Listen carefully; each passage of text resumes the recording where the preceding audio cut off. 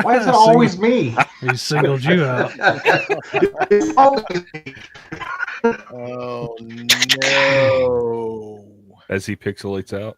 Yeah, there's my internet. I heard it. Well, I'm in the There he middle of is. the dang storm right He now. came Am I back. back? He came Am I back. back? Yeah. Oh, I'm Yeah, you're back. Yeah. Yeah. All right, here we go. Y'all ready? Good luck. Yeah, let's see how bad the internet goes here. Welcome to Creative Makers Podcast with your host, Joey with Steel Blade Woodworks, Matt with Wacky Works Workshop, Jen with Jen's Turns, Jamie with JP Woodwork, and Jake with Northside Custom Crafts.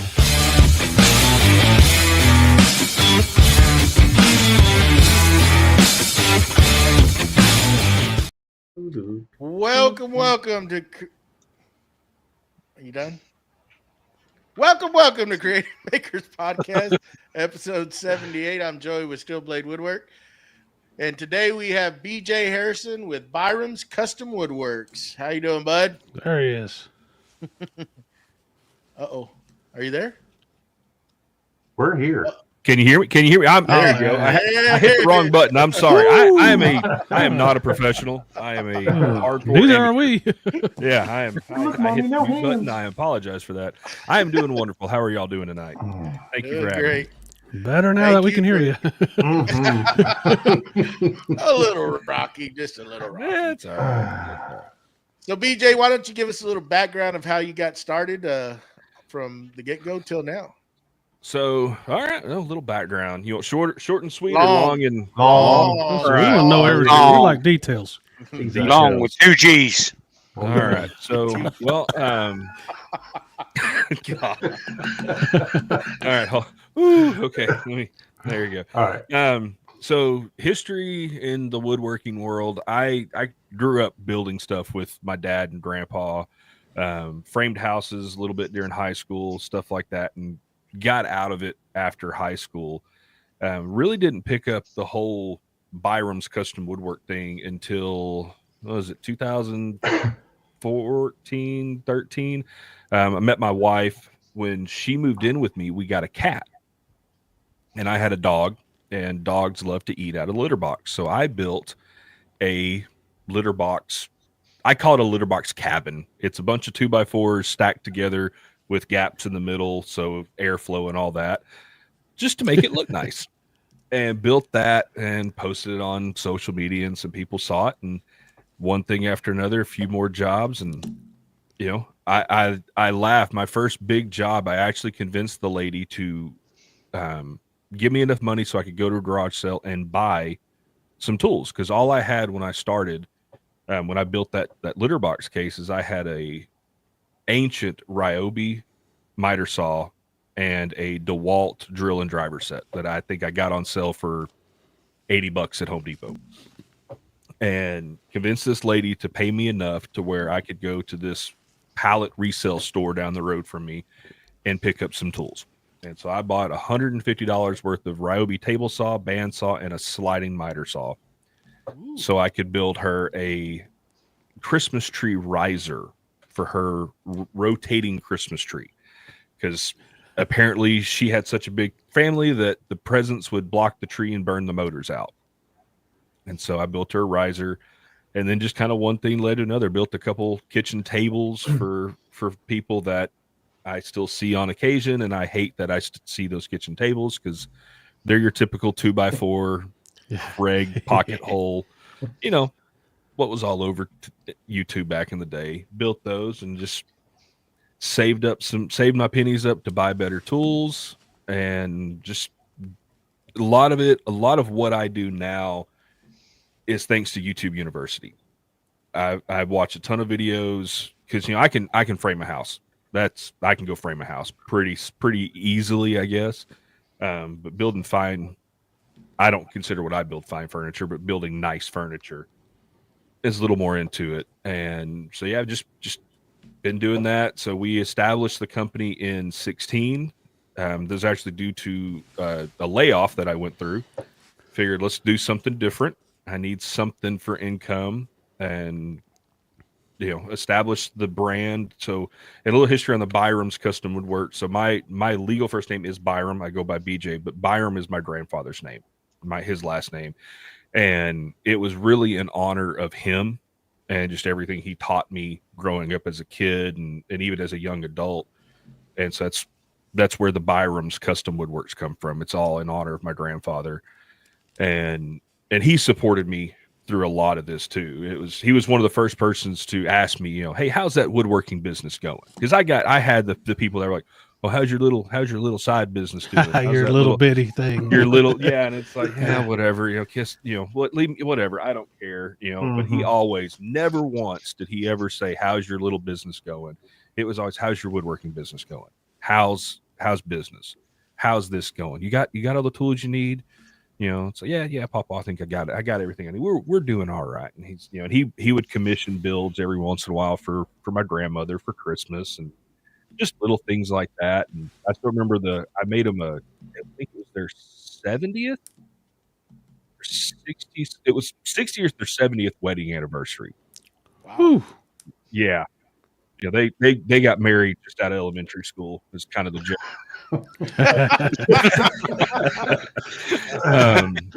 And I had just gotten my first CNC. I was learning how to use it, and so I decided to, because the big thing for a lot of people were those established signs, with the last name and then established date or whatever. Yeah. So I figured I had this beautiful piece of cherry. I was like, I'm gonna engrave Byroms established 19 whatever on it, and I took it to him, and to me it was like, yeah, okay, it's I wasn't impressed with it. I thought I did a crappy job, and just the look on his and my grandmother's face when they saw it.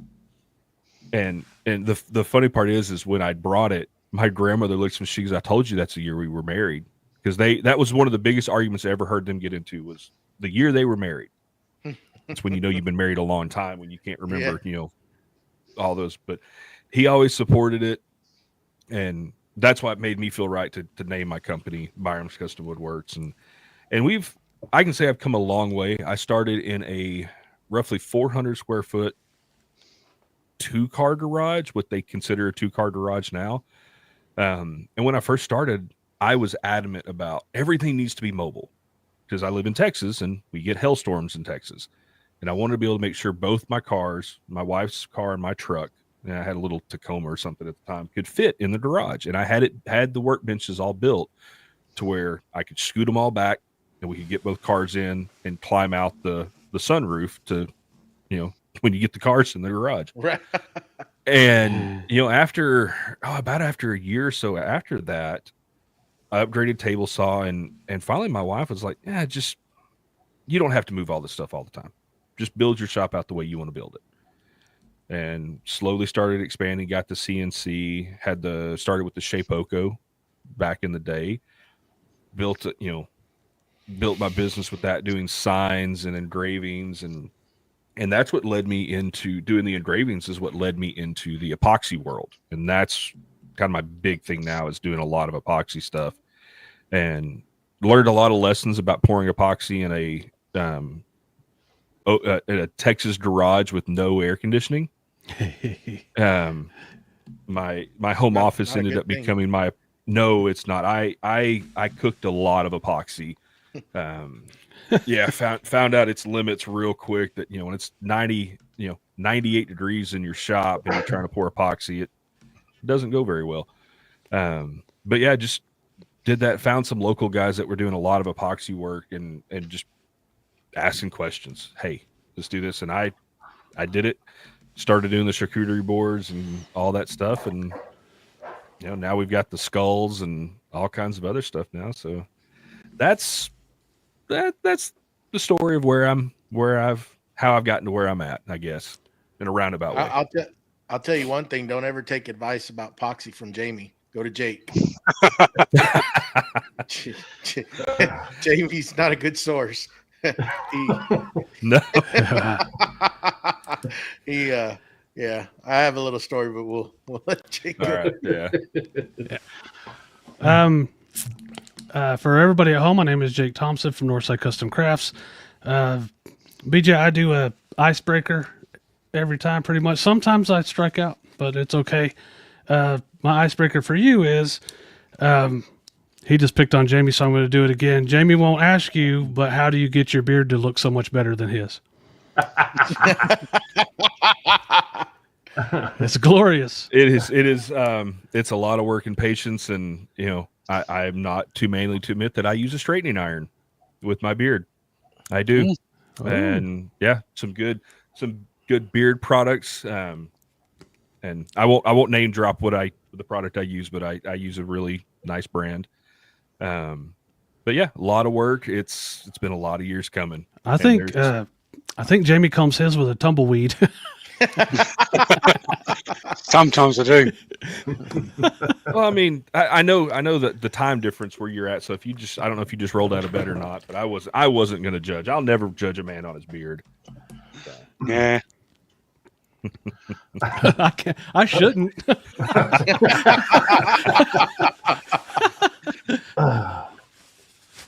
Well, BJ, my name's for everybody at home. My name is Matt with Wacky Works. I'm throwing stuff around right here.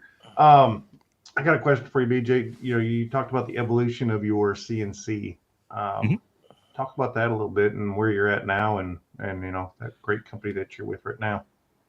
The great company I'm with right now. So I started, I think it was 2017, 2018. I bought my first CNC. It was honestly on a whim, and it was because the signs I was making originally, I was hand routing everything. I had a little rigid trim router with an 1/8 inch bit. I was printing out stencils, spray painting it onto the wood, and hand routing it all. And I saw a video. I don't know if it was Bob from I Like to Make Stuff for somebody had posted a video about a CNC, and I was like, that would make my signs look so much better. Got to looking into it, and I was like, wow, for $1,800, I can do this. Bought that. Found out really quick that there's a lot of assembly required on those units. Took me I called into work sick that day when I knew it was going to be delivered, because I was excited. My new toy was coming in. I think we've all been guilty of doing something similar to that. Of course. Yeah. And got my CNC together, got it running. Took a couple extra days because they set the wrong wiring harness with it, but and I started trucking. I figured I'm going to tear stuff up. I might as well just go. Started designing signs and doing that. And it actually moved 2 shops with me. So it moved that big. It wasn't the biggest Shapeoko. I think it was 30 by 30, I think was the measurements on that machine. And I realized really quick I was running out of room. There was a lot of signs I wanted to do that I had to turn away because of the size and just at the time the capabilities with the software. And in that time, I actually bought a 4x8 plasma CNC table on a whim. And yeah, so I was helping the company out that had it, and they were shutting down business and offered me, a chance to buy it. And I do have a feeling my wife is watching this live, so be careful what I say. She knows most of the story. Like a boat I bought it without my wife's permission. We're discussing because it was, and she kind of knew I wanted it.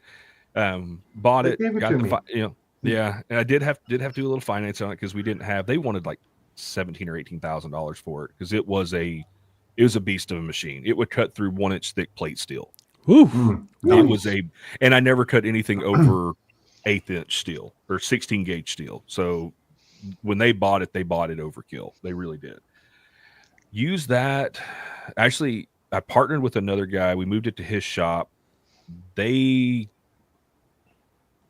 went behind me on some jobs. I had some quotes out there, and finally just came to a point where he was going to buy it, and I finally was like, look, cut me a check right now or I'm going to get my lawyer involved. And so walked away from that after about a year, went back to the woodworking side. Metalworking's cool and everything. I hated coming home covered in metal slag and all that. But did kept doing the signs on the Shapeoko. But after I moved from the house to an 1,800 square foot shop, and then into the house we're in now, which my shop now is a little over 700 square feet. I reached out to Onefinity because I was in the market. I wanted a 4-foot wide bed. And I was talking with Shea Poco about possibly doing, finding a way to expand it because I really was at that limit. There's a lot of times where I could get, had the opportunity to do some work that, well, I want this sign to be 40 inches wide. Well, unfortunately, I can't do it. Mm-hmm. Got to talking with Shea Poco, and I was fortunate enough that they took a chance with me. And it's no secret they did give me the machine. I was already in the market to buy one. I had it budgeted to go ahead and buy one, and they were kind enough to send me one. And I will say it's night and day. I love my Shea Poco. It was a great starter machine, but the Onefinity, the capabilities and the power that it has, it is for the, I don't even want to say hobbyist level, for the step of just that small maker, small business. The Shea Poco is one. The Onefinity is one of the best CNCs out there, and I'm not saying that just because I do work with that company. It's an amazing machine, and I've since upgraded. I just put a spindle on it, which that's a whole nother ball game. When you throw I threw an 80 mil spindle on it, I can run a 2.5-inch flattening bit on that CNC now, which I flatten cutting boards for another local maker. I can flatten a 3-foot by 1.5 wide cutting board in 30 minutes. And that's me jogging it by hand with the joy pad. Yeah. And it's amazing. And now I still do use the Shea Poco software to run it, just because I used it for so long. I'm very comfortable with it. And, we're creatures of habit. We like to know what we're using. Right. And it works great with the Onefinity. Fortunately, works very well with it. And it works. It is, I can say if you've got the budget for it, go buy it. I love it. I love what it can do. I love that it works every time I need it to work. And I've yet to push it too hard. And I'm not always kind to my tools. I do push things a little bit too hard sometimes and find the limits. And fortunately, I have not found those limits yet. But yeah, it's made all the difference because it's opened up the world on what I can and can't make. Because you can, it's not just, let's engrave somebody's name on a cutting board. I've made templates with it. I've made, you name it. I've probably tried to make it with that machine. So, yeah. What's the cutting size on that? Sorry, Joey. So it is 48 by 32 or 33. I think it lost it's the Journeyman. Yeah. I know when I put the 80 mil spindle on it, I think I lost an inch on the cutting area when I added that 80 mil spindle because it kicks it out from the gantry a little bit. Yeah. But still, I mean, the fact that I can cut a 4-foot wide sign on it now. Yeah. And actually wider because I can kick it at an angle and I can get a little bit over a 4-foot long sign, just depending on the height of the lettering that I'm cutting. Is your spindle water cooled or air cooled? It's air cooled. I was actually talking to the guys with Pone CNC this weekend, and they're trying to convince me to upgrade to a water cooled. I personally don't think I need it, and because their whole thing is, it's quieter. It is. It is, but my argument is once the bit hits the wood, you don't know the difference. Just the spindle running, and I don't think the electric's all that loud compared to a trim router. The air cooled one is very quiet because I came from just a trim router, which you could hear in the house. Yeah. But once you throw, not trying to kill a cell on anybody or anything, but you're climate controlled in your shop, correct? So the purpose of a water cool is to keep it cooler, especially down here in Texas. We get pretty hot, but I mean, I could see the pluses and minuses on it, on both ends of it. You can run them. You can run them a little harder with the water cooled because of the cooling factor. But and you yet can go to again, metal as well. You can do you can go to metal. Yes. Right. I haven't done anything other than a bit slipping and taking out a screw in a T-track. I've never purposely cut metal with mine.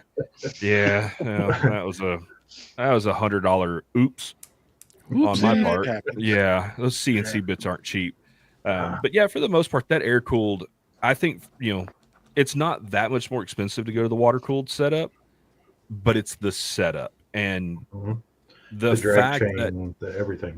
Yeah, and I've got the drag chain. I did upgrade and put the drag chain on mine, but I look at the fact that I've already got his laser to worry about water cooling, and no, it does not get that cold in Texas. But since we've been in this house in the last 4 years, we've had snowmageddon where it hit 0 degrees a couple days. The year after that, we had ice storms where it hit 10 degrees. I don't want to have to worry about, oh, dang it, did I drain all the water in that? Or, I didn't want to mess with it at the end of the day, or possibly it spring a leak and ruin everything. The less things to break, the better at the end of the day. So that was kind of my excuse for going with the air cooled. It's caveman, and I'm not the smartest guy in the world. So the other thing is with the water cooled one, I have a water cooled one, but I have to turn it on manually. So I'll be halfway through a cut, and I'll be like, "Did I turn the water on?"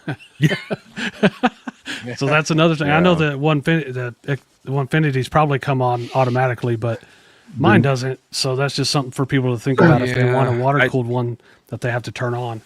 The water cooled one comes on automatically if you hook it up to the VFD where it will automatically come on. Yes, you can turn. You can make it turn on.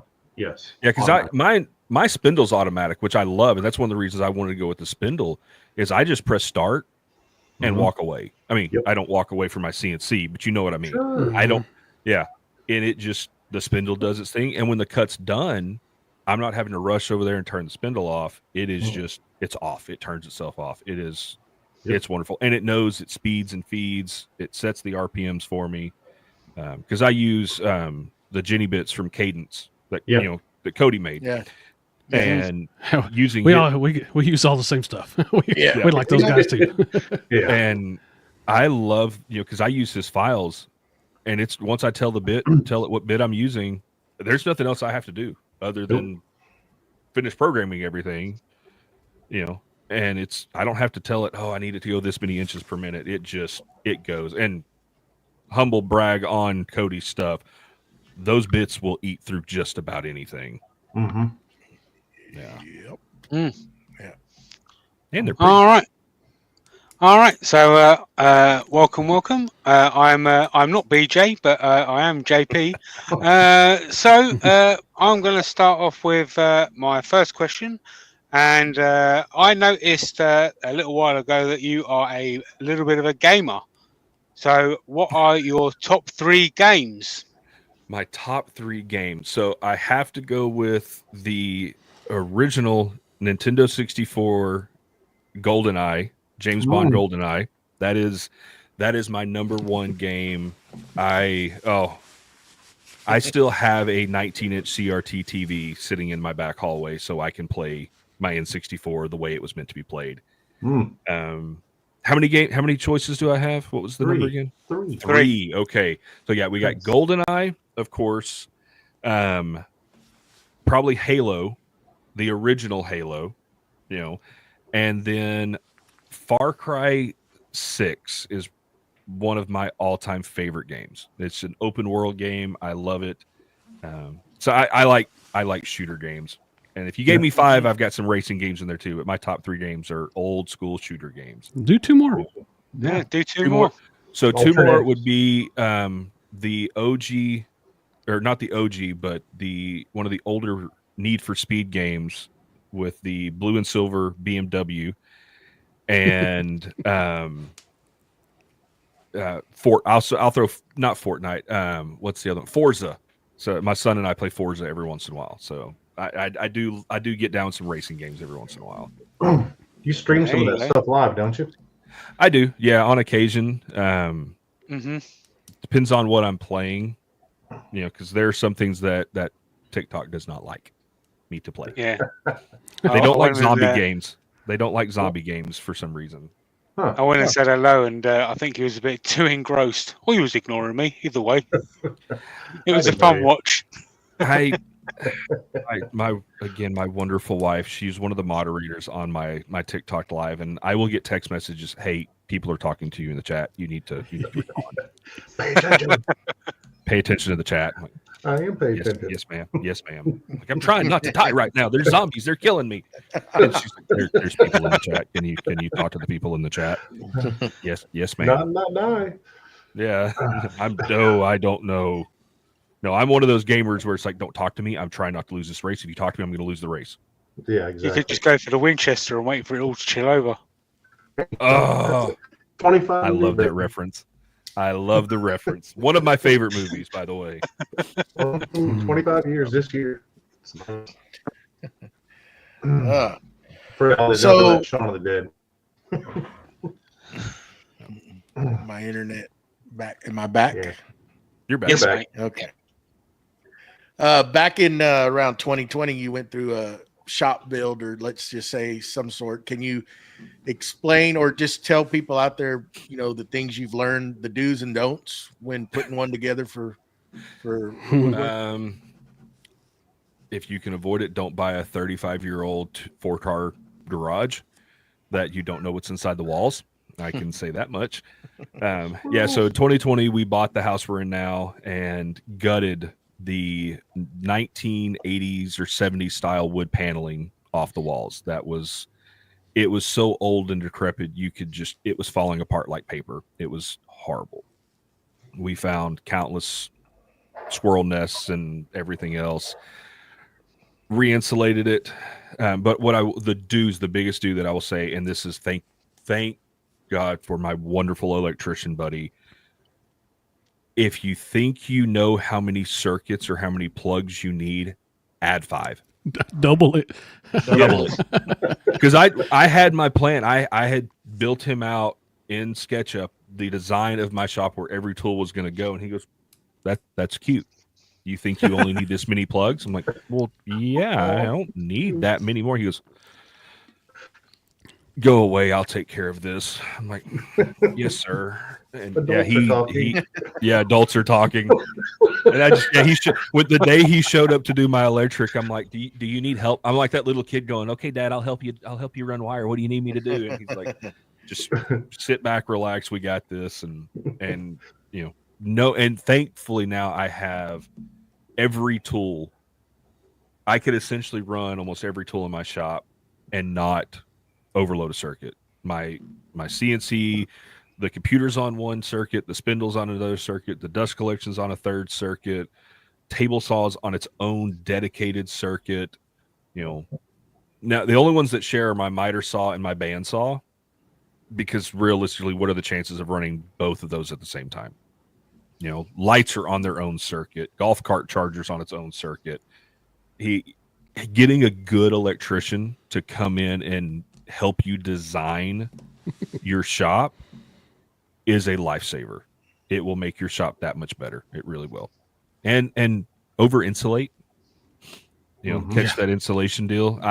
We caught the deal on our insulation, and we were able to go, I think, 4 points higher than what Texas recommends in the walls. And it was actually cheaper than what is recommended for Texas, because it happened to be on sale. And it's like, it's overkill, but I don't like sweating and I don't like being cold. Yeah. Amen to that. Mm-hmm. So, yeah. You mentioned earlier that your grandpa was like, "Hey, how's your business going?" And there's people like that probably have surprised you, that they would care about it, and there's probably people that you're disappointed that they don't care about it. So why are most of the people that care about it strangers? So I was told this years ago by a good friend and business mentor that the only people that will ever ask you for discounts are your friends and family. Yeah. Strangers will never ask for a discount. Strangers will also be prouder for you than your friends and family ever will be. I don't always agree with it, because I do have some friends and family that are absolutely some of my best supporters.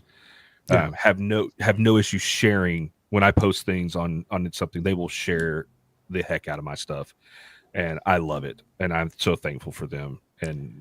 But to get random comments and messages on social media from, and I'm not by any means, I will never claim to be an influencer of any kind, or have a giant following no matter what. But have random people send me a message, oh, dude, I've been watching you since you started. Yeah. It's amazing where you've come from. And it's like, thanks. Like to me, it was yesterday when I started. I sometimes have to think back and go, how did I get here? And yeah, you get the comments like, oh, it must be nice, or I could, you know, oh, big bad influencer, you get all this stuff for free, or you could do this. And it's like, I worked my butt off to get here. Yeah. Like, Mm-hmm. a lot of sleepless nights, a lot of time staying up till 2 or 3 o'clock in the morning to finish a project. But yeah, I have noticed that, and I don't like to say it's unfortunate, but I have noticed that the random people on the internet, like y'all, I mean, I know y'all through the internet, Mm-hmm. that just, hey man, it's awesome. You're doing a great job. I got a comment from Izzy Swan way back in the day. I did a random follow on TikTok, and he was the first person to follow me when I posted that video. And That'll get you and strut like a peacock. I fanboyed. I did, because it's Izzy Swan. I mean, I've watched this guy for years, and he's like, "Hey, love what you're doing, kid. You got to follow for me." And I'm like, and I replied to his comment, I'm like, "Oh my gosh, Izzy Swan just followed me and commented on my video. Like, this is the coolest thing." And he's like, "Hey, just showing some love for the community." I'm like, "Oh, There you go."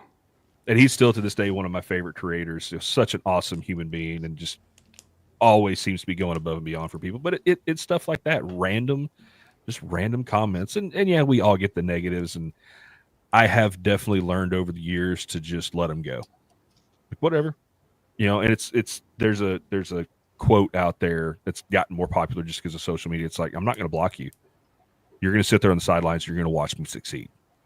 Yeah. You don't like me? Hey, I'm living for free. I'm living rent free in your head right now. So Mm-hmm. You Be the do have eagle. be the Say that eagle. again? Don't worry about what the pigeons are doing. Nope, I don't care. Now I do have limits. If you come after my family or there are certain things I will instantly ban somebody or block somebody. There are limits. But if you're trashing me because you think you don't like what I do, hey, you took the time to leave the comment. So obviously You just have to. You have to retrain your brain, because you'll get 100 good comments and one bad one, and you'll only see the bad one. So you have to retrain your brain to discard the bad one and only see the good ones. Easier said than done, right? I used to be very bad about that. I get that one bad comment, and it would just eat me alive. And I get them now, and I laugh. And I used to make a joke that I wanted to be known as the troller. Because I posted a lot of videos that's what they were for. It was just to irritate the trolls. I had a big run of nothing but bandsaw videos, and it was talking trash against table saws and how much better a bandsaw is than a table saw. Oh yeah, and just random things like that. And it just you could feel the hatred in the fingertips of the commenters. And I'm like, do you people realize how much I'm smiling right now with reading your comments, because I'm loving this right now. You should try that again with the scroll saw. Yeah, they don't realize you're trolling them. No, and it's just fun. I do it all in good fun. Social media in that world is not a place to be mean spirited. I don't. My daughter just started. She's been contemplating and starting. She wants to do it, so she started a page on TikTok, and she's killing it. She's actually doing really dang good. She just started, and with this yesterday, she posted a video, and instantly that video just went bonkers, and she gained almost 1,000 followers in that one video. It took her over took her over 1,000 followers on TikTok. So she started a week ago, Nice. or about a week and a half ago, and she's already gone. But I told her, the reason I'm telling you this is I said, just be prepared, because you're going to get some negativity on there, and you just need to not pay attention, because that was one of her biggest things, is like, what do I do? I said, you just let them go by. Don't worry about it. I said, I used to take it. They can attest to it. When I first met Jake and I started doing long form on YouTube, as the one thing that just got to me is these people come on and they are ruthless, and you got to know how to deal with it. They, they're going to, and till this day I get them and I'm just like, okay. Or these guys will go on there and butcher them, and then they'll end up deleting their messages, but you just got to you got to prepare yourself for it, because it's going to happen. And my 15-year-old, he's big into airsoft and some stuff like that. So he posts a lot of content around that. And I'm super supportive of what he does. I'm very aware of what he posts and what he's looking at, just because, it's TikTok, and Instagram. It's not the safest place. Mm-hmm. And I tend to watch his videos and see what people are commenting. And if there's a comment I don't approve of, I'll send him a message. Hey, you need to block this person, or you need to delete the comment. But I've also made it a very big point to let him know that his biggest troll is his dad. And his dad is going to let him know when he's posting cringeworthy content, just to keep him level. And he hit a milestone on his followers. He's like, "Look, Dad, I got this many views on my video." I'm like, "Go look at the video I posted an hour after you." Sucker. And he's like, "I'm not talking to you anymore, Dad. That's me." I'm like, "Bro," because I call it anti-dad. And I had a boss. I had two bosses that were like this, and they're to this day two of my best friends. Anytime I would do something that I thought was top tier, just the ultimate job, they'd find something to critique. Oh well, you did a great job, but had you have done this, couldn't it have gone here and done this a little bit better? And I'm like, can I come to talk to you one time about something I'm excited for you, and you not pull out the pen and pop the bubble? Like, yeah, seriously. And this one boss, his name's Muhammad. He pulled me aside one day, because he knew I was like visibly I wasn't upset, but I was irritated with the way he handled that situation, because I was very excited about this crazy sale I had just closed. And he goes, "You know why I do this, right?"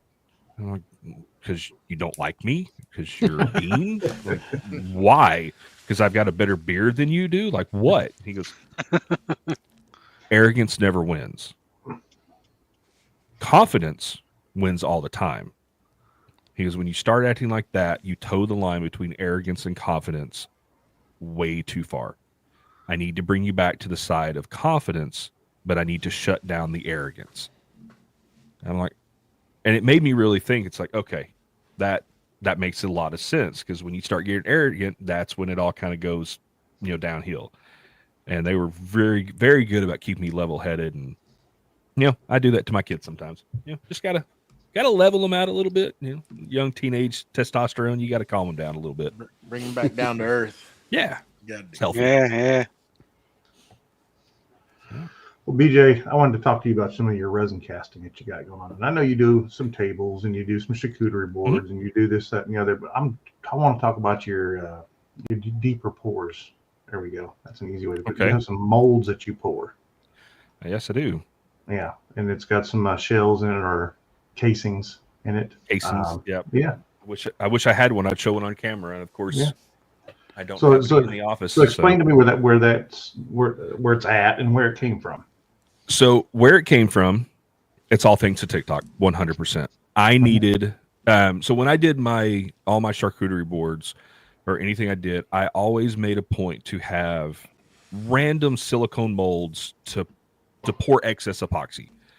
Because, you always, anytime you pour any epoxy like that, you're always going to have a little bit left over, because you'd rather make too much than not enough. And I had this little keychain Yeah, I can't talk. Keychain. Sorry There you go. about that. Stroke. Hard. Yeah, a little bit. A keychain thing I had gotten off of either Amazon or Etsy. And it was just but it was a bunch of bottle openers that were different sizes. And any epoxy I had left over, I would pour into these molds until they were full. And the deal was my daughter would always come out there and she'd help me demold them. That was fun for her. Mm-hmm. And one day she was out there helping me and it ripped. And anybody that uses silicone molds know they just don't last forever. It's something to do with the epoxy. It just eats that silicone up. Mm-hmm. And it finally ripped after about a year. And I was like, hey, cool. No big deal. It's like a $10 thing. Well, let me finish what I'm doing and we'll get on and we'll find another mold. And I think it was either her or my wife that said, oh, you should get a skull mold. That would be cool. I was like, all right, let's find one. So I found this, it's about the size of a baseball mold for a skull. Ordered it. It's dropped off 2 days later. And I was like, what should I put in it? And I'm almost 100% sure it was my wife. She goes, you've got a 5-gallon bucket in the corner of the shop full of brass shell casings. Put that in that mold and fill it with epoxy. Yep. All right, whatever. It's an experiment. Let's see what happens. Did it, and then I posted the video, and I still remember the sound. It was, you're watching an expert at work, was the sound I used. And you talk about troll comments. I got a lot of, oh, wow, you're pouring a liquid into a container. Good for you. Within and it's just random comments like that. Yeah, and I'm like, okay, I had to mix the epoxy. I had to do math. Not saying I mixed it correctly, but it hardened. And I was sitting at work at the time. I was working in an office at the time on for the company I worked for, and I happened to look over at my phone, and I just had whole screen worth of notifications. I'm like, what is going on? And I look at it, I go to the video, and it's at like 2.5 million views. Mm-hmm. And I'm going, okay, that's interesting. I never had a video get over 2,000 views, I think, at that time. And a bunch of comments. I want to see the finished project. When post the finished product. I want to see the finished product. So, and those that worked with epoxy, especially deep pour epoxy, it's 2 to 3 days in the mold before you can demold it. Mm-hmm. So a couple days later, I posted the demolding video, and that one it hit a couple million views within a couple hours of posting it. Holy moly! Wow! And I posted it to Instagram and TikTok, and they both blew up. And I got comments. Where can I buy one? Are you selling one? Are you selling them? Can I buy one? And I'm like, and I sat down and talked to my wife. I'm like, these people want these apparently. I mean, I personally think it looks like trash because it's full of air bubbles. I didn't have a pressure pot. I'm totally winging this. I didn't know what I was doing. And I've been working with epoxy for years at this point, but I'd never used a mold like this. I'm like, these people want this. Like, but I can't. My standards are too high. I can't sell this trash. So I was like, well, let's see what happens. Let me throw an Etsy listing up and just see what happens. Put a listing up that night, took some decent photos to make it look better than it actually was. Went to bed, woke up to about 40 orders overnight. Whoa. And I will honestly say that's the one time I've truly been scared going. I put a 2-week commitment on shipping on these things. And as I'm looking at this, more orders are coming in, and I'm going, oh my God, what did I do? Like I had a small panic attack. And so instantly I'm like, okay, I got to research pressure pots. I got to order molds. So I think I ordered 24 molds on Amazon, of that same skull. Okay, how much brass do I have? How much brass does it take to fill these? Figuring all the math. How much epoxy do I need to order? Because each one the mold holds 11 ounces of epoxy, but with brass, it really holds about 9 ounces or 8.5 ounces of epoxy. So I'm figuring all this math out. I'm like, I need a pressure pot. So I go to Amazon, a pressure pot, and it pulls up the one from California Air Tools, I think. Mhm. And I'm like, I know how much money I'm going to make in this, but I don't want to spend $200-$300 on a pressure pot right now. So I go to YouTube University, how to make a pressure pot, and yours truly's video pops up. Yeah. Harbor Freight special. I'm like, I got a Harbor Freight 15 minutes from my house. Go to Harbor Freight, and mind you, I will, no offense, but I will never do that again. That was a horrible experience. I could not get it to stop leaking. I had so much pipe putty and everything on this thing, but I got it to work. And I built trays, and I had it set up to where each pressure pot will do 8 skulls at a time. I had them double stacked so I could do 8 skulls at a time. Ended up buying 2 more. No, I bought 1 more. I just went ahead and bought the California Air Tools pressure pot, and California Air Tools was gracious enough to send me another one because they're like, hey, we'll get some content out of this guy. Like, why not? He's using my pressure pots. Mm-hmm. So I was set up to where I could do, 24 skulls at a time. And for almost a year, it was almost a constant production. I'm pulling 24 out, putting 24 in. Good stuff. And then it's, okay, I got to sand the bottom to cut the sharp edge off of it. I've got to package these. I've got to do all this stuff. And I really got into figuring, okay, there's so much more to shipping these things and doing this stuff than just making them. Because I'd never really shipped stuff. I'd shipped a few things here and there. I'd never, worried about, I was taking a milk crate at a time to the post office almost daily, shipping these skulls out. And it was crazy. And I'd get those lulls where I'd get 1 order a day. And then I would start, that self-doubt would kick in. Oh, okay. Well, I just wasted all this money on all these pressure pots and all this stuff. And, I just went and bought another 100 pounds of brass at $3 a pound. And that was the other thing. And I've had other people ask me about this because I polish all the brass. And it's all reclaimed from local ranges. So I'm having to sort it by caliber, run it through I had to buy a polisher, I had to buy a tumble polisher or a vibrating polisher. So not only did I have a polisher running in my shop round the clock, pulling a batch out every hour to keep this stuff going. For months, my shop was covered in walnut shell dust. It was disgusting. Because walnut shell dust is completely different than walnut dust. It is a nasty, it's horrible. Air filters were constantly clogged.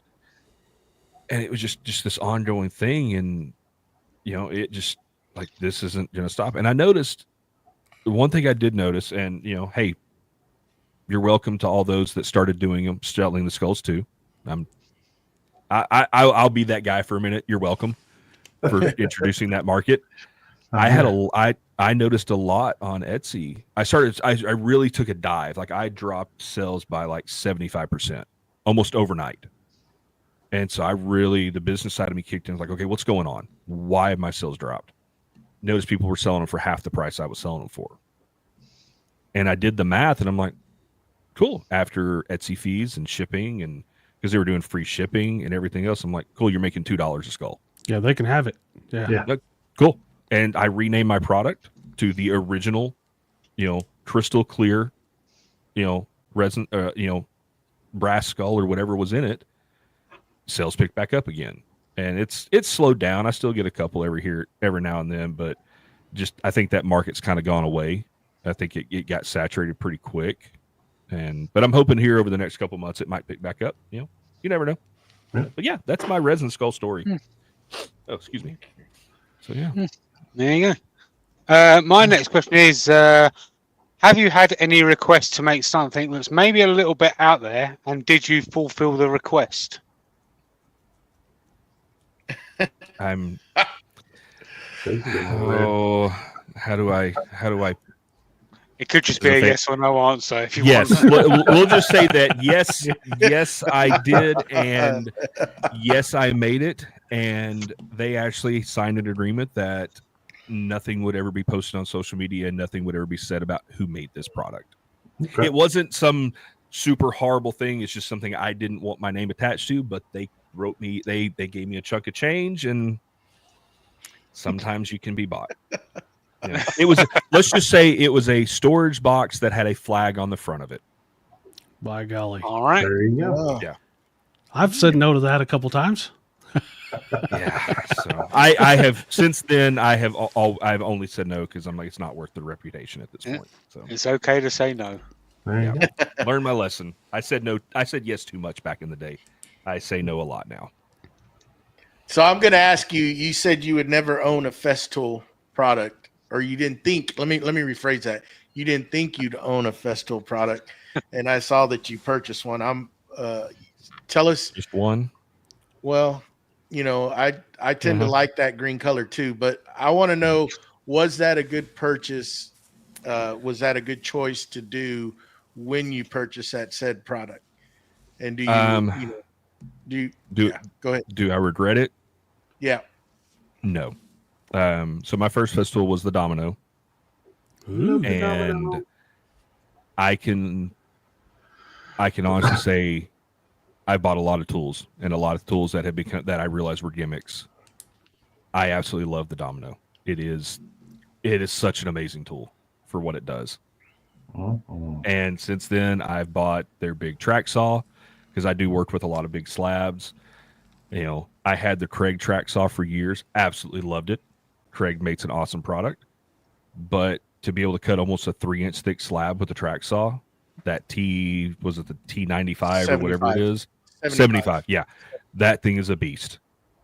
Whether you're cutting 3/4-inch plywood or you're cutting almost a 3-inch thick, walnut slab, it's like a hot knife through butter. I love it. I've got their sander. I've got their dust extractor. I just picked up used on Facebook Marketplace, their jigsaw, and going from an old cheap rigid or jigsaw, it's a night and day difference. And I was one of those that I'll never own a Festool. Like, there's no point in spending that kind of money. Those tools are overpriced. It's not worth it. Do I want to fill my shop with? Do I want to fill my shop with green tools? If my wife is watching this, yes, I do, and you know what I want for Christmas. Well, that was my second part of the question. Did you ask for permission on that? On the Domino, no, because of a project I got commissioned to build tables for a restaurant, and it was a pretty lucrative deal. And so I figured $1,500 for the Domino with all the accessories, nobody would say no to. And all jokes aside, when it comes to buying tools, and my wife is an amazing, amazing woman. And I'm not just saying that because she's potentially watching this live stream. She is an amazing, amazing woman. She has never once in the almost 10 years that we've been married, and longer than that we've been together, when I wanted something, has she ever said no? Her only requirement and only request is there's food for the kids to eat and the bills are paid. That's it. As long as those two criteria are met, I can buy whatever tool I want. And I'm same way. If she wants to buy a purse or shoes or whatever, I will never say no. As long as bills are paid and the kids have something to eat. That is all that I care about. And now, if it is a massive purchase, like when I bought my laser, that was something we sat down and discussed, because this is a substantial amount of money. It's not $1,000 tool, but she's like, hey, as long as we got the money, you're good. Go buy it. I do get a hard time. She gives me a hard time every once in a while. Hey, did you buy another tool? No, it's, purposely throw some sawdust on it to make it look like it's been there for a while, but no. Hide them. Gotta hide them. Yeah. Now we got time for a speed round, and we're going to start the speed round with Madeira Designs out there. What do you like most about making tables, and what do you not like? I love them because just the the joy that they bring to families at the end of the day when you make a table, especially a kitchen table or a dining room table. I hate how big they are. And I'm a one-man shop, so when you're building an 8-foot or 10-foot table, it gets a little cumbersome. That's the one thing I hate about tables. Awesome. My speed round question is: you have your Eon laser. Did you buy that before you knew the red line was coming out, or did that not matter? You was going to get that one anyway, or? So yes, I did buy it. I partnered with them on that. I did still have to buy it. That's how their partnership works. And no, they did not reveal anything about the red line. I did discuss with them. Had I have known, I would have waited 6 months to purchase my laser. Going back, I wish I could have got the red line at the end of the day. Okay. Sorry, I brought that up. It's fine. I don't think I think they've kicked me out of the partner program by now, so it's whatever. You know, I've got my laser. Happens to the best of us. Yeah. So we talked about a bunch of big tools and all sorts of stuff you got, and we got no limit on money, no limit on shop space. What would be your next big purchase? Dream purchase here. Dream purchase? I would say my next purchase, I want an upgraded dust collection system, but my dream purchase would be a what's it, the Powermatic, their big joiner. Their 12-inch or 10-inch joiner that they've got, or whatever it is. That is my dream purchase, because I don't have a joiner right now. Well, if I do 16, I've only got a 12-inch planer, so then I got to buy a planer too. So if I stay under that 12-inch, you know. But yeah, the big Powermatic joiner is one of my dream purchases. Nice. All right. So obviously we've mentioned your river tables a minute ago. So what is your favorite wood and resin couleur combo? Favorite wood and resin combo is black walnut and a color by not Eye Candy, unfortunately, and one of the other companies out there called Purple Haze. I know. I love Eye Candy, but this one color, Eye Candy, does not have that color. And this is your time. Say it. Yeah. It don't matter. It is I can't remember the name of the company off the top of my head, but they make it. Sounds like they're awesome if you can't even remember their name. Well, you know, I have ADD. Never mind me. I got AD of them. No, it is a beautiful purple haze that has some metallics in it, and purple. And when you combine that with walnut, especially a black walnut, it is absolutely gorgeous. I'm not a big fan of the blues and all that with walnut. I think, you know, purple and orange are two of my favorite with walnut. There you go. Yeah. I'm going to take it back. 3D printers. Was that your first 3D printer that you bought, the Bamboo, or and how easy is it to use? So no, I bought an Ender V2 or Ender 3 V2 or something many years ago. I don't wish that upon my worst enemy when it comes to 3D printers. That almost got thrown out a window a time or two. But yeah, I've got two of the Bamboo Labs, the P1P and the P1S, and I love them. It's like a point and shoot camera. You tell it what to do and it does it. There's no messing with it, no nothing. It just works. And I'm one of those guys. If I need a tool, I need it to work. I don't need to monkey with it. I need to press start and it go. Every time they're on sale, I'm like, do I need another one? I'm the same way. So I've got two. It's like, I could use a third one sometimes, but Jake was the first one to buy one out of us, and he'd always watch me, and I was like still skeptical on the fence, and every day we'd talk, he'd like, did you buy it yet? Did you buy it? And then that day he finally got his carbon. We sat there, I don't know, a couple of hour I think, and watched the print go, and that was the day that I was convinced, because I was still using, I still have them, I was still using manual level, and I had 8 of them, and that's what I would print all my stuff on. That was my print farm, and now I've reduced it down to 4. So, and those, they're awesome. They've opened up 3D printing world to a lot of people. Good printer. We've had the exact same experience when it comes to 3D printers. I had the exact same Ender as well as you, and I nearly threw mine out of a window as well. Yeah, all the upgrades I could have bought a bamboo.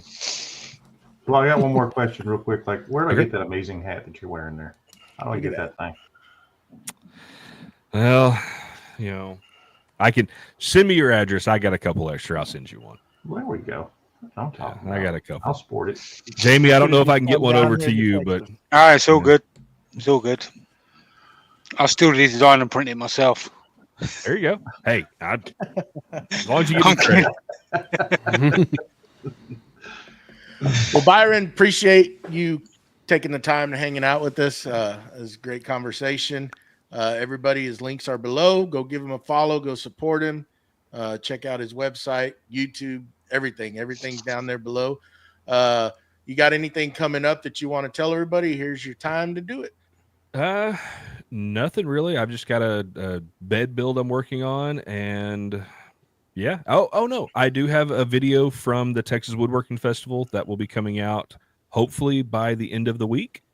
Nothing crazy. Just got to interview a couple companies while I was there. Yeah, that's about it. Cool deal. Nice. There you go, Matthew. Appreciate the hat, though. I am. I'm working on the jobby job stuff, but I'm actually doing some woodworking for it. So I got a bunch of cabinets I put in, and then I just got to building 2 tables, dual level tables for those, and then I got 2 more cabinet sections to put in with 36-inch wide countertop. So that's what I got going on right now. Jamie. I'm off to a woodworking show tomorrow for a couple of days, and then I'll be back in the shop doing some more turning. There you go. Jamie's leaving me. He's not going to be on cartoons with me, so we're going to have Jen from Jen's Turn is going to be the ringleader, and we're going to be making Make-A-Wish blanks so we can raise money for the children starting in about January. So come see us and hang out, get in the chat and all that stuff, and we're going to do some giveaways too. There you go, Joey. I got my lathe finally turning again after, it's been about 5 years. So finally heard that thing spin up. But yeah, it's been a while. Anyhow, that's all I got going. Not a whole lot. Still busy at work. But anyhow, next week, same time, same place. BJ, thank you for giving us the time. Thanks everybody out there that hung out with us. Yep. And we'll see y'all next week. Later. See you.